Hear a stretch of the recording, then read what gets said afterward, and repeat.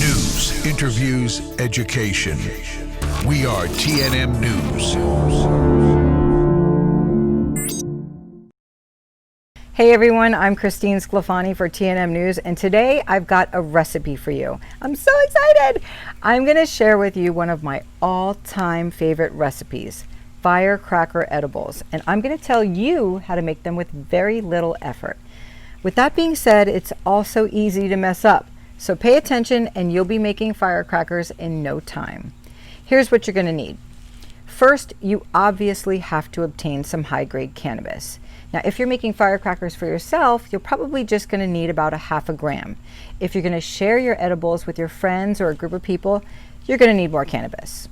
You also are going to need graham crackers, either Nabisco or Honey Maid. They seem to work best, but if you want to get a little crazy, get the cinnamon version flavored graham crackers. They are bomb and my personal favorite.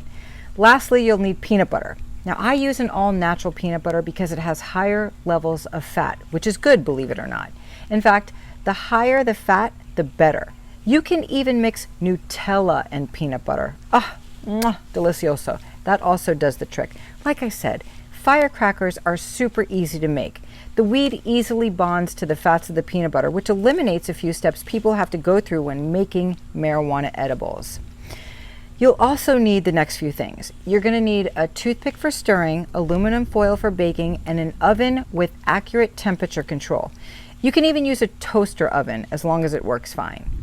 All right, first you have to decarboxylate your weed.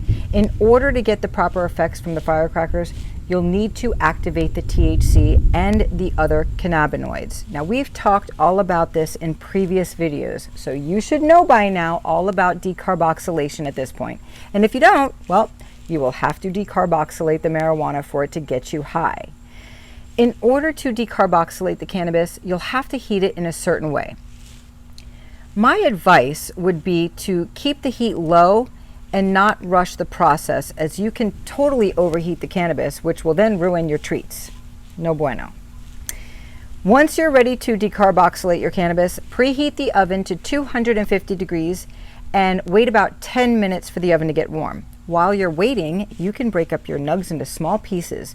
And you know, it's always best to use a grinder if you have one. Once your cannabis is all ground up, place it onto an oven-safe tray and set a timer for 15 minutes. That should be plenty of time for the marijuana to decarboxylate. But don't leave it in the oven any longer than 15 minutes, because heating your marijuana for too long will ruin it, okay? Don't forget that. Now, after you take the cannabis out of the oven, set it aside and let it cool down. Now, it's time to create the firecrackers. First, heat the oven to 300 degrees. As the oven heats up, spread your peanut butter on both sides of the graham cracker. If you're gonna use Nutella, put that on one side of the cracker, but make sure to have peanut butter on at least 1/2. Then you're gonna evenly sprinkle the marijuana from the cooled tray onto your graham crackers, and make sure the weed is mixed in with the peanut butter, because the THC will be absorbed into the fat of the peanut butter. This is why I said the higher the fat, the better.